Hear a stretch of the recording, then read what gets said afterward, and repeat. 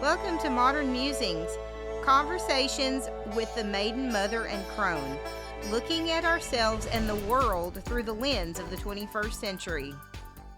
Hey everybody, welcome back to Modern Musings. If you're just now tuning in, we are three ladies that like to talk about everything. Yep, and one young lady. Yeah. Yep. Oh, right. We have a guest star. And so I'm here with my lots of co-hosts today, Kristen Blakely, Raina Hessler, and Cindy Murray. Hi. Yeah, we have our maiden recruit. Right.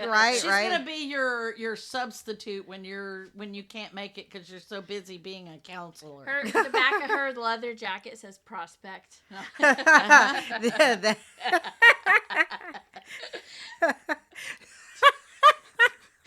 You weren't expecting that, were you? I was not expecting that. That's like a motorcycle club. Yeah. Yeah, I that's know, exactly I know. what it is, a motorcycle club. Okay, well, aside from motorcycle clubs, apparently, this week we're talking about Friendsgiving.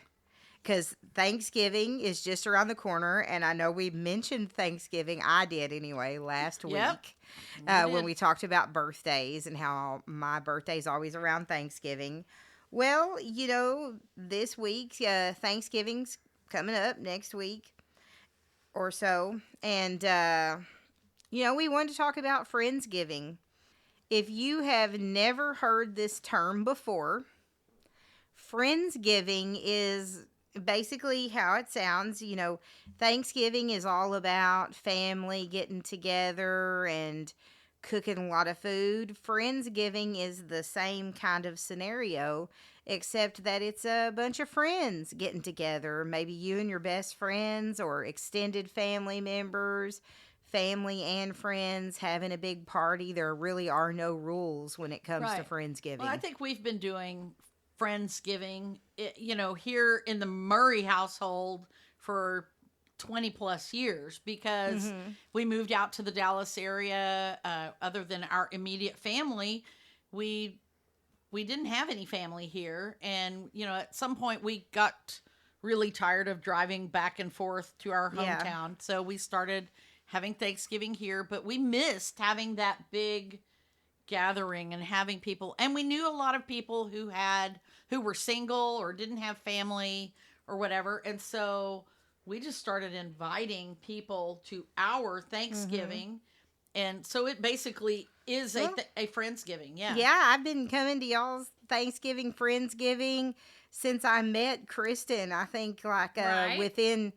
Because it seems like Kristen and I met and we just kind of were instantly friends. We bonded over music and our dorm rooms were right next to each other.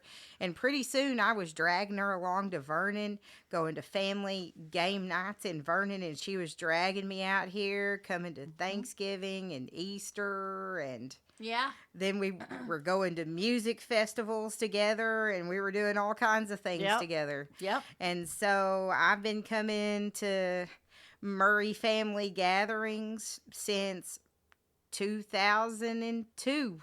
And it's really funny too because one of my other best friends, I became instantly friends with her on the first day of 8th grade. And she's come to Thanksgiving, I think maybe the first or second in year. high school. Oh, when y'all were in high school. So it Yeah. must have been the second year that we went to Lubbock. I was like, come to Thanksgiving. I don't know why. She had a small, her mom and her stepdad and her sister.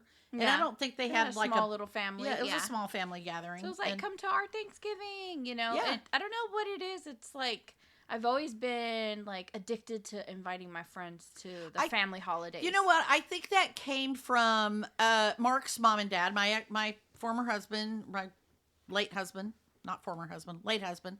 My mother-in-law always invited her friends, their friends, and extended family.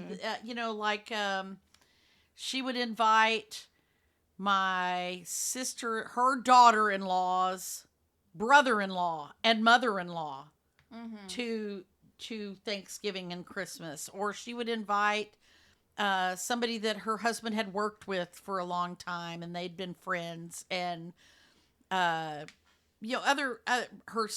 daughter's best friend would come to the holidays or whatever. And Mark's friends always, he had friends who didn't have great family relationships, and so they often came, like Chris would come to the holidays with them. And I think when you see that modeled in your life, it just becomes natural to want to do that. I didn't grow up with that. Like,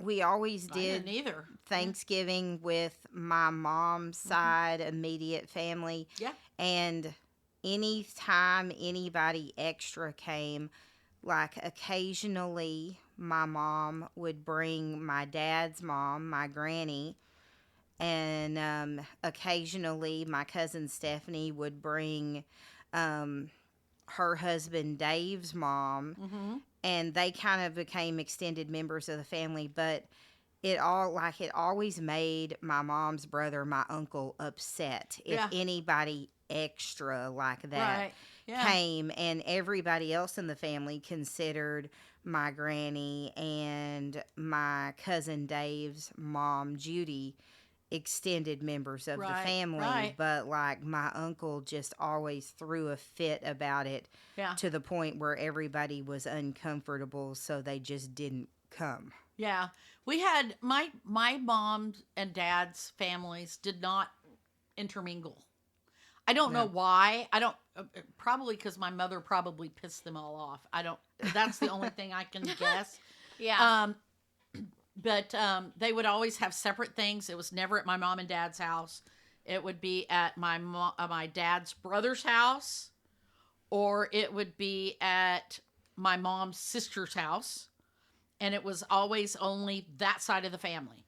My mom's sister, her daughter had a foster child at one point, and she was welcomed. But other than that, I don't think we ever had... Except for my friend.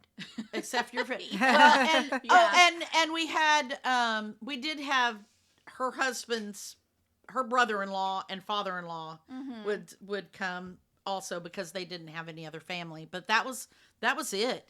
And we didn't bring friends or anything like that except for your friend. I know, and now that I look at that, I never really thought about that, but I did grow up in, I had 3 families. Yeah, you did. Say. So they did not mix at all. Right, and because I had, a dad and a stepdad, and I spent a lot of time with both of those families. Maybe I just secretly just wished I could have everybody all at one time. All at once, yeah. Yeah, because that was always a challenge growing up, going to 3 Thanksgivings and 3 Christmases all in one day. Yes. And maybe that's why I like inviting people over, because I really do like just having one family. Yeah. Yeah. And everybody coming over to my family gathering, right. Yeah. So I do like that idea of Friendsgiving too, because it's the people that you get to choose to be with. Mm-hmm. Well, and like I say, I always felt bad for the people who didn't have family, and maybe they really like turkey and dressing or whatever, but they don't have anywhere to go cooking it for them, because you're not going to cook it. You're not going to cook this huge Thanksgiving dinner for yourself or for 2 people even. And no, there's no fun in that. There's none. And I like cooking for a lot of people. I don't like cooking for just 2 people. Me too. And so then, it's like I felt sorry for those people, because I know how I would feel if I had nowhere to go on that holiday, And so it was always like, well, what are y'all doing for Thanksgiving? Well, why don't you just come over here? Because we've always got plenty of food. I've got plenty of chairs, Well, sometimes we didn't even have a whole lot of chairs. We were bringing in lawn chairs to sit around at the table, but I didn't care. Chairs, yeah. I really didn't care, because I wanted my friends to enjoy the feast, the bounty of the season. That's kind of our way of giving. We're giving that gratitude for the abundance that we have experienced this season, and we want to share the abundance of our family, our love, our food with the people who don't have it. So, and I think, I don't know, I didn't learn that growing up, but I saw it modeled in my in-laws' family, and so when we were here, that's what I wanted to do. So, Yeah, I don't know, like didn't really, I don't know, like things I guess changed for me after my parents died, and I really didn't, like things with my blood family have never been the same, and it's kind of like on there they invite me to Thanksgiving and whatever, and on their thing, like now that my grandmother has passed and my uncle's wife, my aunt has passed, like at my cousin's house, it has kind of turned into a Friendsgiving as well, because both of her children are married now and they have families. right. And so my cousin, in order to not lose her kids to their family, she just invites everybody and has this one big huge mix family, multi-family Thanksgiving now. And she does it, well, occasionally for Christmas as well. Right. And other holidays. And of course, it's kind of hard because they live kind of far away. So it's hard getting out there, like that one Christmas where I Christmas hopped like to so many Christmases. That was really exhausting. But it was fun. And who knows? Like, I've celebrated Thanksgiving many different ways. I've come to y'all's Thanksgiving. I've gone out to dinner before with my husband's family, and then last year, it was on my birthday, so my sister-in-law and my mother-in-law and I got together and we made a big, huge Thanksgiving feast for everybody, and we gave my husband and his brother in charge of the turkey, which it didn't end up burnt. It looked like alien, but it tasted really good.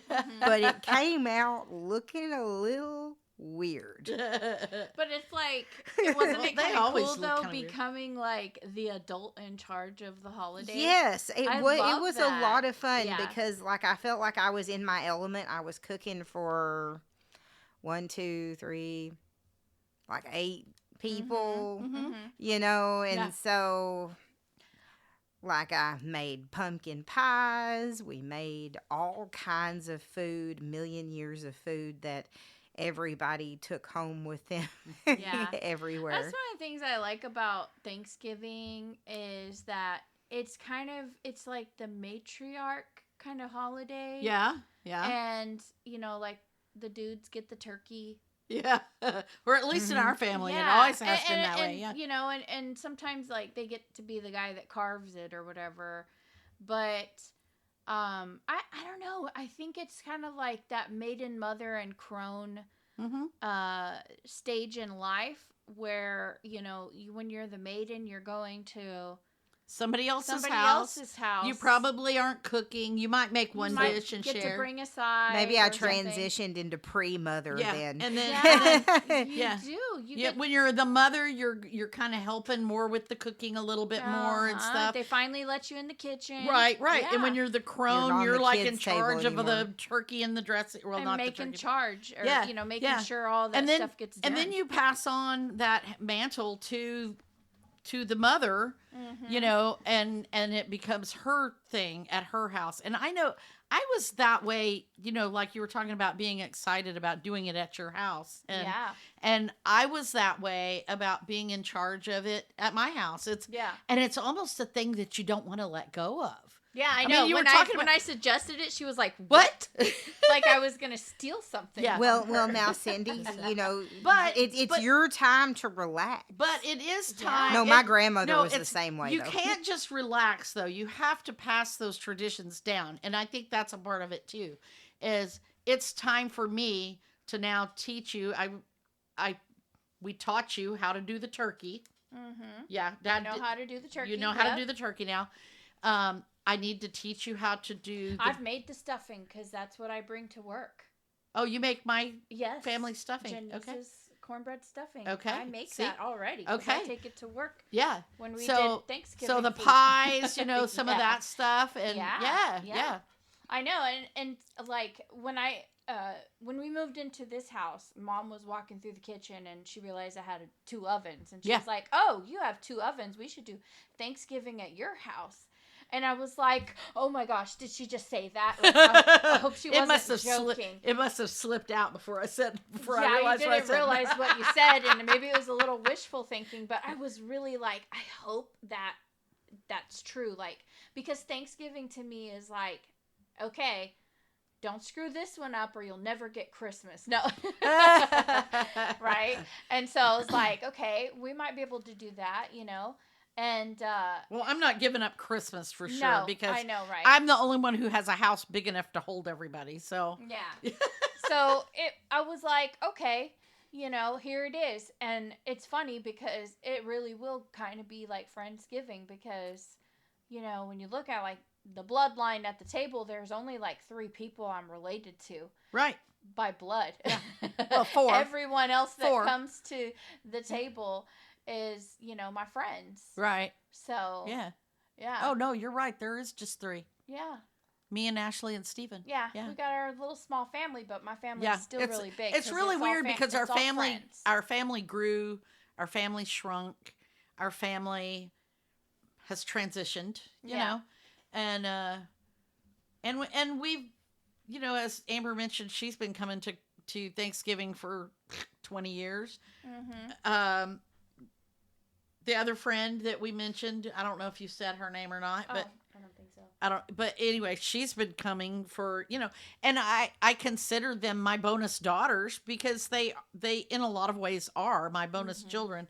And so they bring their spouses or boyfriends or whatever at the time, they bring them too. And it just, our family grows and expands but it's still family, even though we're saying Friendsgiving, it's really, Yeah. they're family. They're the family you choose. And so one of the things also I've heard about Friendsgiving, not to, hijack our idea of what Friendsgiving is, but I have heard that some people will do Friendsgiving kind of like we do Galentine's. Oh, right. Like right. the day after or Right, the weekend before or after. after, right. Yeah. Uh-huh.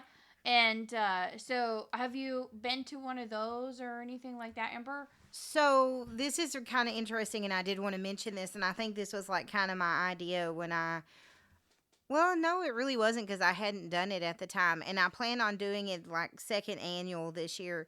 But so last year I got together my senior students and we planned out a senior Friendsgiving that that's happened nice. like right Fun. Yeah. before Thanksgiving break. And so we're going to do it again this year. Mhm. And it was pretty fun. Each person signed up to bring something. Mhm. I made a turkey casserole. Oh. And everybody, we had things like pasta. We had a bunch of different kinds of Mhm. things that people's parents sent. I had a couple of students that worked at Chipotle at the time, and one of them brought like cheese from Chipotle, Okay, and the yeah. other one brought big, huge things of chips from Chipotle and Yeah. everything like that. Yeah. So we had a little bit of everything. Yeah. And the kids, even, this was their idea. They put all the tables in my classroom into one big row, and everybody sat around and we all said what we were thankful for, and we had appetizers, and then we had regular food, and then we had dessert. That's awesome. And then all the other teachers drifted in throughout the day to grab some food, and we put on Thanksgiving movies. I always like to show Adam's Family Values, mainly for that one Thanksgiving scene, and the kids love it also. And it was a lot of fun, and I want to do that again this year with the kids. That's fun. That's cool. We did my son's school when he was in elementary school. They did a Thanksgiving thing, and they did a bunch of things around that. I think either the parents brought the food in. I can't remember, but they learned how to make butter to butter their own rolls and stuff. They did a bunch of things like that, and then we've done it. I've done it at work too. We've always had when I was working outside of the home, we always had a Thanksgiving meal, and we did a kind of a potluck. Maybe the department bought the turkey and the dressing, that's exactly and then what my job. And then used to everybody do. else just brought stuff to go with it. You never knew what you were going to get, but it was always good. So yeah, and I always think that's fun. It's fun to celebrate those things with your coworkers or your friends or whatever, because you just see a different perspective of life. It's a different view of that same it's the same gratitude, but you're looking at it from a different direction. So yeah. But yeah, other than that, I had never really celebrated, other than coming to y'all's house, anything friend giving things with other friends. Well, maybe. Well, no, I did. It wasn't really a Friendsgiving type thing, but one time my friend Joy and we got together and we cooked some food, and we made Thanksgiving decorations with our hands, and made turkey hands things. You took it back to first grade. Yeah, that's cool. We didn't really cook a big meal, but I did make a pineapple upside down cake, and it might have been more of a birthday-y type thing for me, where we watched movies and we made food and stuff, and we made hand turkeys. Yeah. What about you, Raina? Do you have Thanksgiving things at school, or have you ever done Thanksgiving with anybody besides your family? Probably not. Yeah, yeah. Do you have any favorite things about Thanksgiving? I don't know. You don't know? Yeah. You like the turkey, though, right? Yeah. Eh. Nah. It's not your favorite holiday, is it? No. No. Do you like the football? The Cowboys? No. Who's your favorite team? I guess the Bears. The Bears. Bears. Yeah. The Bears. The Bears. Yeah. She likes all of the Chicago teams, right? It seems what is it? It's always Cowboys that play on Thanksgiving. Yeah. Well, they used to play against the team formerly known as the Redskins because it was the Cowboys and Indians game on Thanksgiving. Oh, I get the symbolism But now. then when they added in more teams to the NFL, they changed the play schedule, and so it just didn't work that way anymore. So, well, now, yeah. But that's pretty traditional here in Texas to watch the Cowboys after you're stuffed full that of one, turkey. and Texas A&M. It was always Texas A&M versus University of Texas. Because they have a huge tailgating party. They have a big rivalry.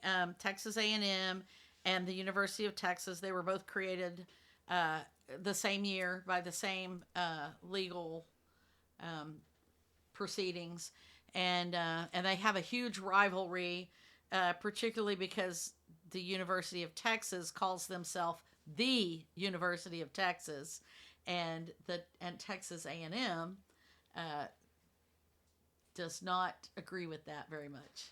And so Texas A&M Well, believes gosh, that they are the first university in Texas. Texas. Yeah, so I don't know. Well, So I mean, it's like, yeah, there's this University huge of rivalry. Texas just likes to rival with everybody because Right. they've got a big rival with Oh, they do. OU as Oh, well. yes, they do. And then all of the other schools in Texas really kind of don't like them much either. Anyway, and so anyway, but they had this rivalry that they would play every year at one of the schools on Thanksgiving Day. That was their big thing. They played on Thanksgiving Day, and the last time that happened was when my son was going to Texas A&M, and then Texas A&M joined the SEC, and so they weren't in the same conference with UT anymore. And but now UT has joined The SEC. the SEC, and so it's back on. So yeah, so gig 'em. That's what the Aggies say, and yeah, so that'll be something else to watch on. Well, yeah, Thanksgiving and Day. I had read this year that they're like both teams are top in the country along with Tech and SMU, and Oh. I was like, 4 Really? Texas teams top in the country Wow. right now. Yeah. That's interesting. I'll have to check that out. That will Yeah. be interesting. All right, I know So- that the Texas football probably has Yeah. most but- people don't even care, but you know, Well, like just like But football football is king. is kind of like a tradition football of is Thanksgiving. king in Texas. Yeah, totally. So, Yeah. all right. Well, guys. What are we What talking about- about next week? Yeah, I know. I was like, what are we talking about next week? Next week we are talking. You're the host again, Amber. Oh. So Oh. next week we're gonna revisit a past topic. Richard Webster's How to Write Your Own Magic. So we're gonna finish our discussion of that. Yeah, book. we're gonna finish our discussion part on two. Part two. Yeah, part 2 because we only got about halfway through the book, and so we're gonna actually get to I'm the really writing looking. part this time. I'm really looking forward to that. In fact, after we recorded that episode, I was like, maybe I need to read that book too. So I've added, another book to my 1001 books I need to read. That Better order it. Richard Webster passed away a couple of years ago, and his books are getting hard to find. Really. Yeah. I'm surprised that they're not in publication anymore because I know they are very, very popular. Yeah, I Yeah. had to special order this particular book because, I had water got spilled on my last copy, right. so Yeah, I'm definitely interested in continuing that conversation because I think that one's fascinating. yeah, it'll be a good conversation, and we'll talk about it next week. And while we're at it, you guys hit us up on MMC Chat. Check out our website, modernmusings.net. Check out our past podcasts. Share our podcast with your friends. Give that us stuff. a review. Yeah, we need some reviews. We want to hear from you. We want to hear your reviews. Check us out on social media and let us know about your Friendsgiving experiences. Yeah. All right. We'll talk to y'all next week. All right. All right. Bye.